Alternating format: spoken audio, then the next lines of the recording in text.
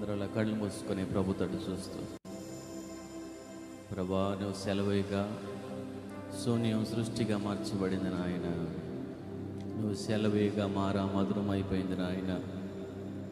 నువ్వు సెలవుగా దురాత్మలు పారిపోయాయి నాయన. నువ్వు సెలవుగా దరిద్రం తొలగిపోయింది. ప్రతి ఒక్కరు కళ్ళు మూసుకోవాలి, అందరు కళ్ళు మూసుకోవాలి.